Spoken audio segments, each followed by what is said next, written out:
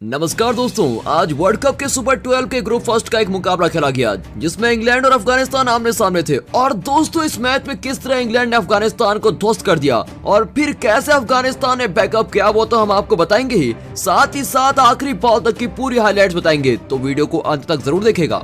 दोस्तों इस मैच में इंग्लैंड ने टॉस जीतकर पहले गेंदबाजी करने का फैसला किया। वहीं अफगानिस्तान की ओर से गुरबाज और जजाई ओपनिंग करने उतरे।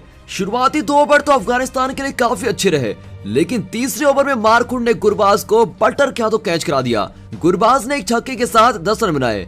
इसके बाद जारदान और जजाई ने कुछ शानदार शॉट्स दिखाए और कुछ बाउंड्री भी बटोरी और 6 ओवर तक 35 रन बना लिए थे।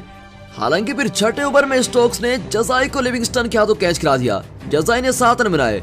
इसके बाद तो अफगानिस्तान की रन गति पर ऐसा अंकुश लग गया था कि उनको बाउंड्री के लिए बहुत ही तरसना पड़ा, लेकिन जारदान की बदौलत अफगानिस्तान 10 ओवर में 55 रन बनाने में कामयाब रहा। वहीं फिर 11वें ओवर में सैम करन आए और उन्होंने जारदान को आउट करके अफगानिस्तान को बहुत ही तगड़ा झटका दे दिया। जारदान ने 32 गेंदों में 32 रनों की पारी खेली। इसके बाद इंग्लैंड ने अपनी घातक गेंदबाजी जारी रखी और अफगानिस्तान को रनों के लिए बिल्कुल तरसा दिया था। हालांकि उस्मान और नजीबुल्लाह टिके हुए थे और सिंगल लेकर अपना काम चला रहे थे, परंतु रनों की गति उस हिसाब से नहीं आ रही थी जिस तरीके से आनी चाहिए थी। फिर 15वें ओवर में स्टोक्स ने नजीबुल्लाह को भी कैच आउट करा दिया। नजीबुल्लाह ने 13 रन बनाए। अब ऐसे करके 15 ओवर हो चुके थे और अफगानिस्तान की टीम 90 रनों का आंकड़ा भी नहीं पार कर पाई थी। इसके बाद मोहम्मद नबी आए, लेकिन वो भी कुछ खास नहीं कर पाए और मात्र 3 रन बनाकर आउट हो गए। अफगानिस्तान की पूरी बल्लेबाजी आज इंग्लैंड की घातक गेंदबाजी के सामने बिल्कुल फीकी नजर आई।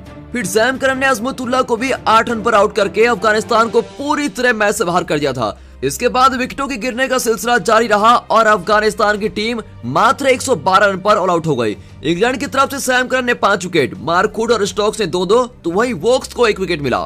दोस्तों 113 रनों के छोटे से लक्ष्य का पीछा करने उतरी इंग्लैंड की शुरुआत जैसे उनको चाहिए थी बिल्कुल वही मिली, क्योंकि पारी की शुरुआत करने उतरे जॉस बटलर और हिल्स और दोनों ने काफी तेज बल्लेबाजी करी। लेकिन तभी 5वें ओवर में फारूकी ने बटलर को 18 रन पर आउट कर दिया। लेकिन दोस्तों इंग्लैंड के लिए ये कोई बड़ी चिंता की बात नहीं थी, क्योंकि लक्ष्य बहुत ही छोटा था। इसके बाद हालांकि इंग्लैंड को अगले 3 ओवर तक एक भी बाउंड्री नहीं मिली, यानी कि साफ था कि अफगानिस्तान के गेंदबाजों ने इस छोटे से लक्ष्य को बचाने के लिए पूरी जान लगा दी थी। और शायद इंग्लैंड के बल्लेबाज भी ज्यादा कोशिश नहीं कर रहे थे, क्योंकि उन्हें पता था कि छोटा लक्ष्य है और जल्दबाजी करेंगे तो कुछ भी हो सकता है, इसलिए रिस्क लेना सही नहीं है। फिर 90वें ओवर में फरीद अहमद ने हेल्स को भी चटका दिया और कहीं न कहीं अफगानिस्तान इतनी जल्दी हार नहीं मानने वाली थी। और इस तरह से इंग्लैंड की टीम ने 10 ओवर में 2 विकेट खोकर 62 रन बना लिए थे।